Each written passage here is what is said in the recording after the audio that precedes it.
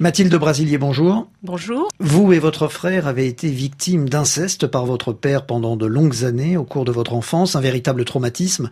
Pourquoi avoir écrit ce livre près de 40 ans après les faits? Quel est l'objectif? Tout d'abord, j'ai eu, suite à ce traumatisme qui a duré pendant 5 ans, une amnésie qui a duré 30 ans, à la suite de quoi, grâce à un travail thérapeutique avec Catherine Dolto, ces souvenirs ont réémergé et à 40 ans, j'ai retrouvé toutes les flashs de ces scènes d'inceste avec mon frère, dont nous étions les deux victimes.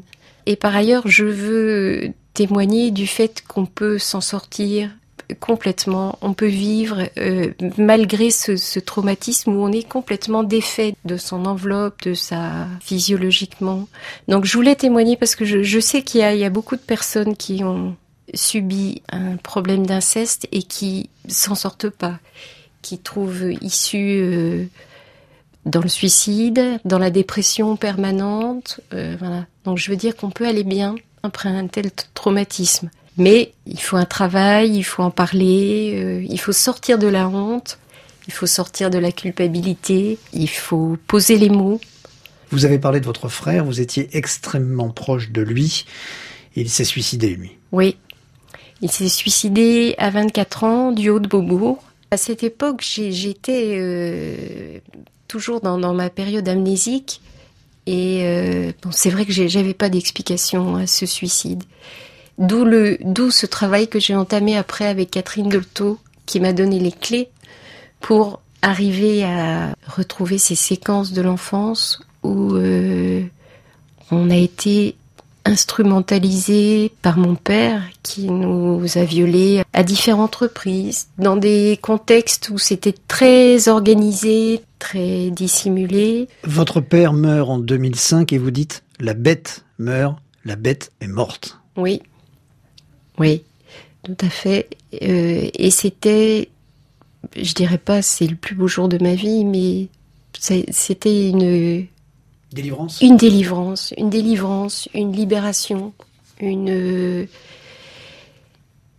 pour ma mère, elle m'a traduit, excuse-moi de te le dire, mais c'est une vraie libération. Quel conseil vous pouvez donner maintenant aux victimes d'inceste?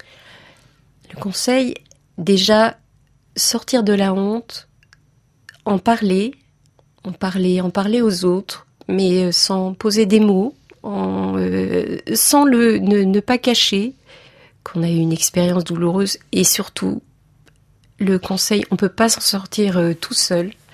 Il faut un accompagnement thérapeutique.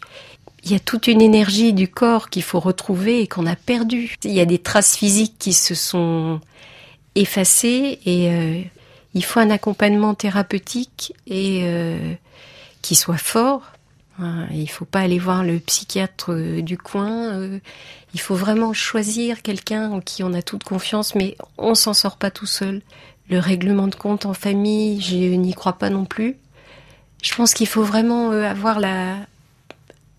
réinvestir la confiance des autres, de l'extérieur, et puis se dire qu'on est quelqu'un de normal, qu'on peut travailler, qu'on peut avoir des enfants, qu'on peut avoir une vie de femme, de femme ou d'homme, tout à fait normale à tout point de vue, que ce soit sur le plan sexuel, intellectuel. C'est pas une maladie, c'est un accident de vie. Il faut être réparé presque de façon chirurgicale. Il faut rééduquer le corps et puis il faut pas avoir honte de dire j'ai été victime d'un viol, et surtout il faut dire aux autres je n'y suis pour rien. Mathilde Brasilier, merci. Je rappelle que vous êtes l'auteur de Il y avait le jour, il y avait la nuit, il y avait l'inceste, publié aux éditions Mélibé.